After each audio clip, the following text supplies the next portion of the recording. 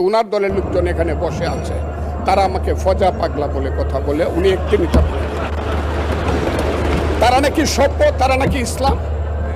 এবং উনি যে বলতেছে, ওদিন বললো যে আমার দাড়ি পাকা, আমার চোখের সমস্ত পাকা, উনি আমার চেয়ে 10 বছরের ছোট। আমার বয়স 78 বছর, আমি 48 সনে জন্মগ্রহণ করেছি, উনি 58 সনে জন্মগ্রহণ করেছে। কথাটা সত্য না মিথ্যা? মাননীয় সদস্য, আমি ওনাকে আপনাকে কেউ এই ধরনের উক্তি করেছে আপনার সম্বন্ধে? এরকম তো সংসদে কেউ বলে নাই তো না এরকম। করেছে, আপনি কেন করেছে। নিজে টেনে করেছে বলেন, please। আছে এখানে উপস্থিত। আমি আজকে আপনাকে বলতে চাই, বলতে থাকেন, আপনি বলতে থাকেন।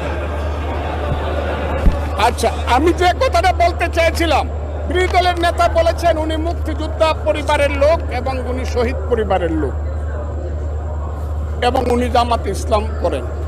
এটা ডাবল অপরাধ। মুক্তিযোদ্ধা পরিবারের লোক কেউ জামাত